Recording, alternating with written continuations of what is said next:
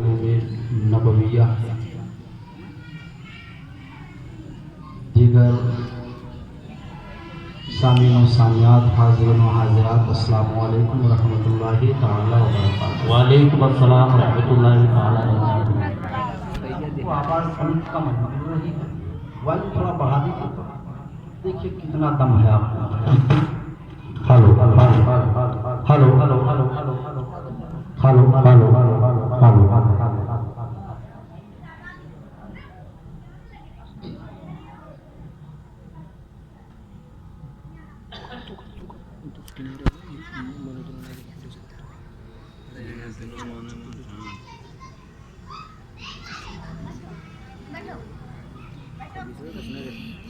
नहमदुहु व नुसल्ली अला रसूलिहिल करीम, अम्मा बाद, फ़अऊज़ु बिल्लाहि मिनश शैतानिर रजीम, बिस्मिल्लाहिर रहमानिर रहीम। रज़ियल्लाहु अन्हुम व रज़ू अन्हु। सदक़ल्लाहु मौलाना अज़ीम व सदक़ रसूलुहुन नबियुल अमीनुल मकीनुल मतीनुल करीम व नहनु अला ज़ालिका लमिनश शाहिदीन व शाकिरीन वल्हम्दुलिल्लाहि रब्बिल आलमीन। आमीन आमीन या रब्बल आलमीन। जी लगाकर दुरूद पाक पढ़ लें। अल्लाहुम्मा सल्ली अला सय्यिदिना शफीना व नबीना मौलाना सल्लल्लाहु अलैहि व आलिहि।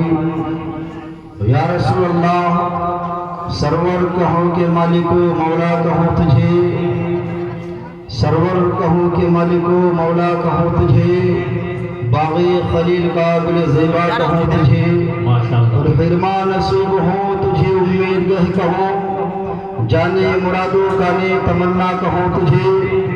या रसूल अल्लाह, तेरे तो वश पैबे तनाही से है बरी, हैरान हो मेरे शाह में क्या क्या कहो तुझे। माशाअल्लाह, कह लेंगे सब कुछ उनके सना खा के खामोशी, चुप हो रहा है कह के मैं क्या क्या कहूँ तुझे, लेकिन रज़ा ने खत में सुखन इस पे कर दिया, खालिक का बंदा खल्क का आका रह तुझे। अगर हिम्मत हो तो एक बार जोर से दुरूद पाक पढ़ लें। अल्लाहुम्मा सल्ली अला सय्यिदिना शफीना सलातो सलाम अलैका या रसूलल्लाह सल्लल्लाहु अलैहि वसल्लम। इससे हमारे मुखलिसीन अहिब्बा की इसरार पर मैं हाजिर हुआ, वरना आप लोग अभी अपनी माथे की निगाहों से देख रहे हैं जो इस मजमे के ज़ेबो ज़ीनत, चश्मो चिराग,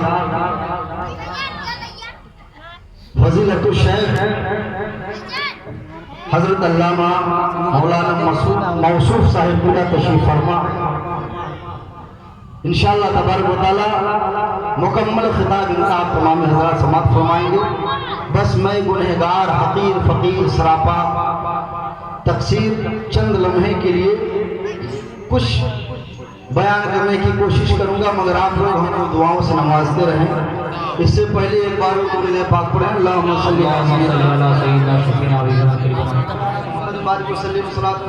अलैका या रसूलल्लाह सल्लल्लाहु तआला अलैहि वसल्लम। सुभान अल्लाह। आप भी जाते होंगे, मैं भी जाता, मजलिसों में हम कोई जाता है, मगर किसी किसी की मजलिस बहुत बेकार होती है और किसी किसी की मजलिस अल्हम्दुलिल्लाह बहुत ही बाकार होती है।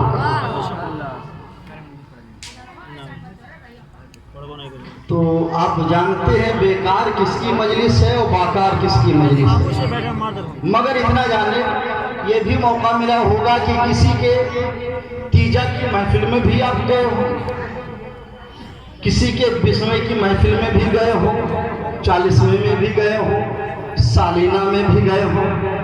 कोई गांव के बगेदू साहिब का इंतकाल हो गया तो लोगों ने कहा 10वां करवा रहे हैं, मौलवी साहब आ जाइए, प्रोग्राम रख रहे हैं। मोहल्ले वालों को दावत दिया, इकट्ठा हो गए, कहा बगेदू साहिब का 10वां है। फिर गुरहू साहिब का इंतकाल हुआ, कहा कि चलिए इनका 40वां है, फला साहिब के यहाँ चलिए, दावत खाएंगे, बड़ी शान के साथ, बड़ी नज़ाकत के साथ जाएंगे और महफिल की बरकतें भी लेंगे। उलमाए किराम तकरीर करेंगे, सुनेंगे, महजूब होंगे, शोराई नात पढ़ेंगे, मनकबत पेश करेंगे, सुनकर के अपने खाबिदा मुकद्दर को बेदार करेंगे। बाखुदा आप लोगों ने बहुत मजलिसों को अटेंड किया होगा, कभी निरहू तो कभी गुरहू, कभी अब्दुल्ला कभी अब्दुल कादिर, तमाम लोगों के मजलिसों में गए होंगे। किसी का 10वां तो किसी का 20वां 40वां सालिना तमामी मौकों पर आप लोग गए होंगे। लेकिन आज मैं आपसे ये कहता हूँ अल्हम्दुलिल्लाह अपने किस्मत की मेराज हो गई है कि बेशक कभी तो निरहू के मजलिस में गए हैं, उनके 10वें में गए, तो कभी गुरहू की 40वें में गए, तो कभी अब्दुल्ला के सालिना में गए, तो कभी अब्दुल कादिर के सालिना में गए। तब तक तो बेशक हम लोग खुश नसीब थे ही थे कि हम मजलिस रसूल में आए हैं बेशक। लेकिन कसम खुदा की नाज तो हम उस वक्त करेंगे कि जब किसी आले रसूल की महफिल में जाए। माशाअल्लाह सुभान अल्लाह, बहुत खूब। नारे तकबीर, नारे रिसालत, मसलके आला हजरत, उलमाए अहले सुन्नत, नारे तकबीर, बहुत सुभान अल्लाह। बड़ी किस्मत की मेराज हो गई जब नजर पड़ी कि सैयद शेख अब्दुल वहाब साहिब किबला चिश्ती अल्लाह अल्लाह अपने किस्मत की मेराज हो गई। अरे हम लोग तो उस दरबार में चल रहे हैं कि जहाँ से कोई खाली लौटा ही नहीं है। हम नबी के औलाद के दरबार में जा रहे हैं, वहाँ से कभी कोई खाली दामन लौटा रहे। या खुदा हमने तो देखा है जमाने वालों का कानून बड़ा निराला है कि जमाने वालों के दरबार में जाते हैं तो लोग दलाली लेते हैं, लोग घूस लेते हैं, उसके बाद अदातियाँ करते हैं।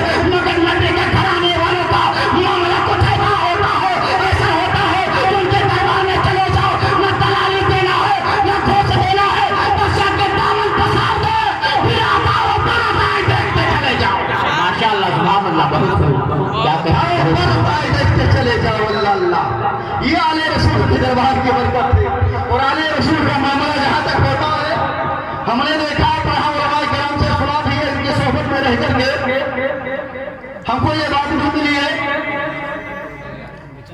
कि इनकी शान अल्लाह अल्लाह, कोई फकीर चला जाए, कोई फकीर चला जाए, मुमताज चला जाए, कोई गरीब दुखियारा चला जाए इन दरबारों पर और अपने दामन को पसार दे और कहे कि ये अल्लाह के प्यारे नबी के घराने वाले, हम आपके दरबार में अपना दामन पसार रहे हैं, हम बेमुराद दुनिया में ठोकरे खाते चले आए, फला के दरबार में गया मुराद नहीं पूरी हुई, फला के दरबार में गया मदद मांगने के लिए मदद नहीं हासिल हुई, फला के पास गया सहारा लेने के लिए सहारा नहीं मिल पाया, फला के पास इयानत के लिए गए मगर वहाँ से इयानत ना हो पाए। पूरी दुनिया में हम मदद के लिए दौड़ते रह गए मगर कहीं से हमको ना कोई मदद मिल पाई, ना कोई सहारा मिल पाया। दुनिया वालों ने हमको ठोकर मार दी है। ये अल्लाह वाले, ये नबी के घराने वाले और सैयद अब्दुल वहाब साहब हम आपके दरबार में खाली झोली लेकर के आए हैं। तो कसम खुदा की इन दरबारों से बस यही होगा कि आकर के सच्चे दिल से मांगो तो सही।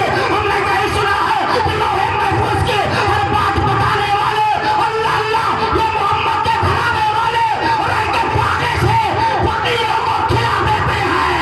ऐसे होते हैं मोहम्मद के घराने वाले।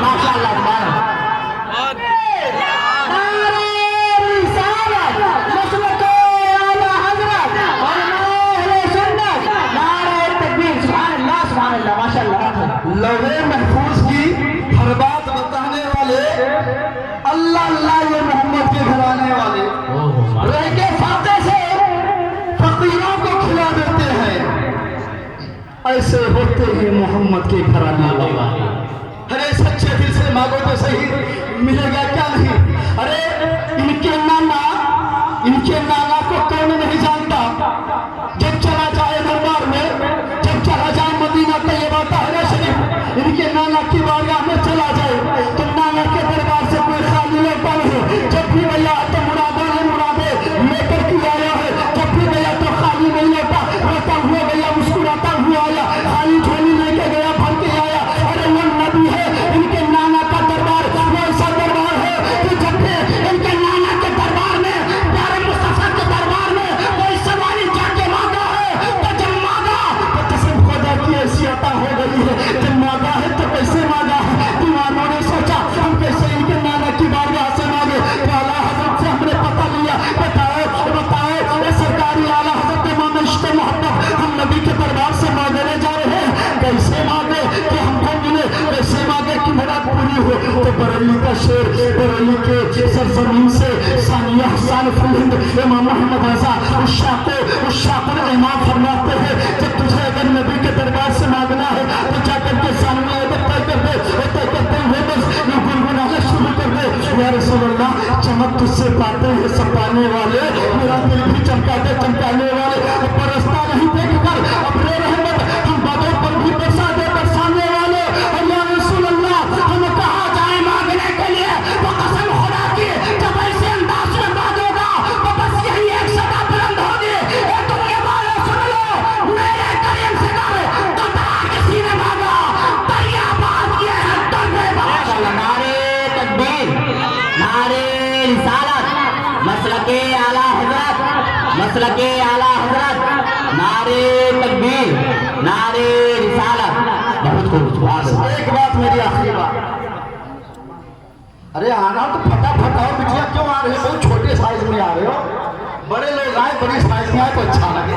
जी बड़े लोग बैठे हैं, चिल्लर पार्टी को भेज दिया चिल्लर में। अरे हजरत के नाम पर दावे नहीं करो, मेरे लिए नहीं, सोचना नहीं कि मौलवी मांग रहा था, फकीर कह दिया तो हकीकत में फकीर है नहीं, हम फकीर हैं तो अल्लाह वाला के दरबार के फकीर। ओह माशाअल्लाह, क्या तारीफ। चाहिए तो उनके दरबार से चाहिए, जी। इनके दरबार से अगर हमें टुकड़ा मिल गया तो मैं समझूंगा कि आज दान हो गया। अब एक आखिरी बात ये बयान करो, आले रसूल इनकी शान क्या है? आप लोग कुरान पढ़ते हैं कि नहीं? पीछे वाले भाई लोग बोले कुरान पढ़ते हैं कि नहीं? हमारे बच्चे तो हमेशा पढ़ते हैं, आप लोग पढ़ते हैं कि नहीं बता सकते हैं? बड़ी मुश्किल से पढ़ते हैं, सही हकीकत है, सच्ची बात बोले तो बड़ा अच्छा लगेगा। तो चलिए ठीक है, अल्लाह करे तौफीक मिल जाए हमको पढ़ने की। मैं इतना कहूँ, कुरान एक है, कुरान एक कि बहुत सारे कुरान हैं, कुरान एक ही है, उसके अलावा कोई कुरान नहीं, बाकी सब जितनी उसकी कॉपियां हैं। अच्छा ये बताओ, अगर एक पारा हो, एक पारा हो और उस पारे में जितने वर्क हो, अगर एक टुकड़ा फट जाए वो सीधा होकर के एक पन्ना एक वर्क निकल जाए फट करके उस पारे से, तो बताओ वो टुकड़ा जो फट कर निकला उसे कुरान मानोगे कि नहीं? मानेंगे कि नहीं? अरे भाई, और कुरान का पारा 30 पारों में से एक पारा है, उसी पारा में से कोई एक पन्ना एक टुकड़ा निकल के फट जाए बाहर आ जाए तो क्या वो कुरान नहीं रह गया? कुरान है तो कुरान कहीं भी रहेगा, कुरान कहा जाएगा। अब मैं बताना ये चाहता हूँ, इन अल्लाह वालों की अजमत जरा देखो तो सही, अल्लाह अल्लाह कुरान है, मगर मैं कहता हूँ 2 कुरान है। आप उलझन में पड़ गए, कैसे 2 कुरान? अभी तक एक ही कुरान जान रहे थे, तो आपने सोचा वो कि है हम समझ गए हजरत की बात कि हमारे घर में भी कुरान है, उनके घर में भी कुरान, ऐसे बहुत कुरान हो गए। ऐसा नहीं, बल्कि कुरान 2, एक कुरान जिससे हम कुरान पढ़ते हैं और दूसरा कुरान मेरे मुस्तफा। बात हो, दूसरा कुरान मेरे मुस्तफा है। बस फर्क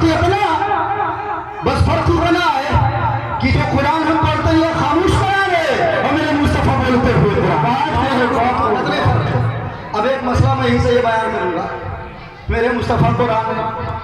अब आप लोग भी यह मसला जानते होंगे कि कुरान के ऊपर कोई किताब नहीं रख सकते हो। क्या रख सकते हो? कुरान के ऊपर कोई किताब नहीं रख सकते हो, चाहे हदीस की हो, चाहे तफसीर की हो या तारीख की कोई भी किताब, कुरान के ऊपर आप हरगिज नहीं रख सकते हैं। यह मसला बहुत ही मशहूर है, कुरान के ऊपर कोई किताब भी नहीं रख सकते। ताकि ये एक इबारत है कि असहुल कुतुबी बादा किताबिल्लाहि ताला बुखारी, कुरान मुक़द्दस के बाद सबसे बड़ी किताब बुखारी शरीफ है। बुखारी शरीफ भी कुरान के ऊपर आप नहीं रख सकते हो।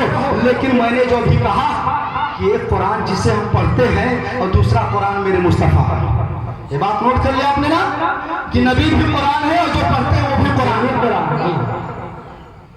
अब आपने ये रिवायत सुनी होगी कि जब नबी नमाज पढ़ते तो नबी के कंधे पर कभी कभी हसन और हुसैन सवार हो जाया करते।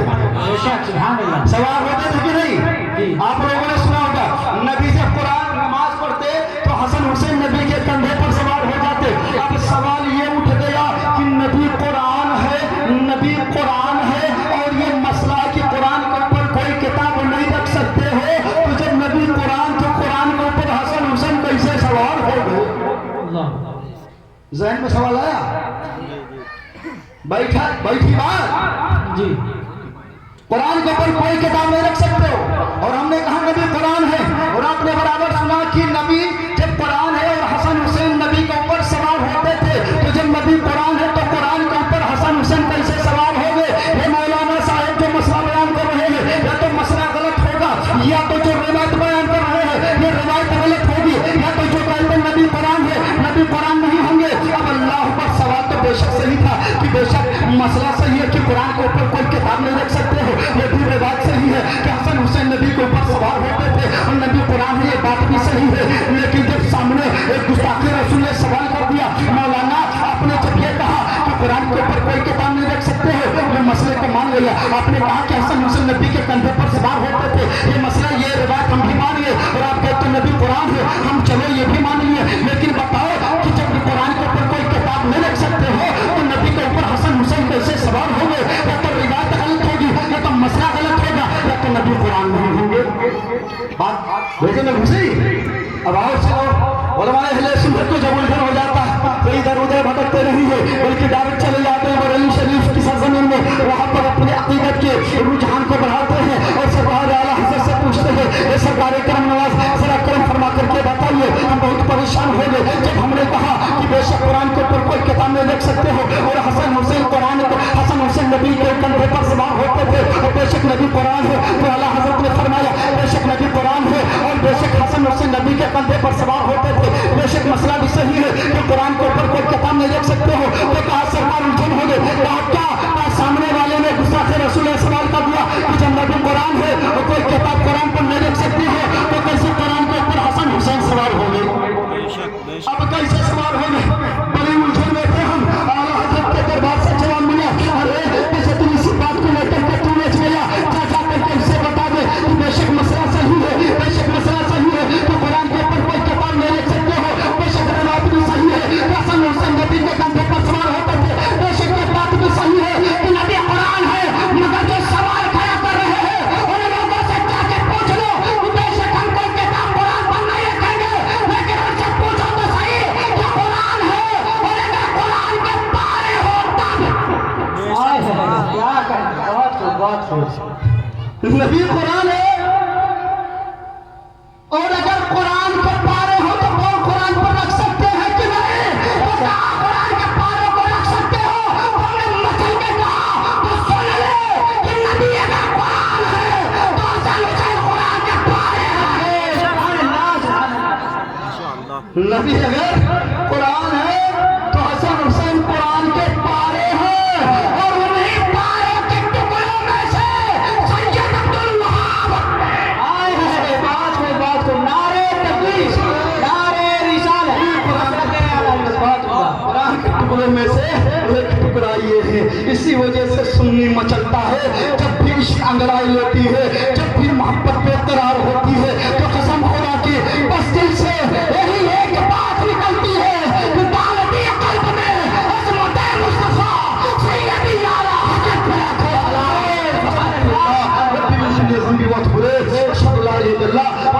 मोहम्मद रसूलुल्लाह सल्लल्लाहु अलैहि वसल्लम।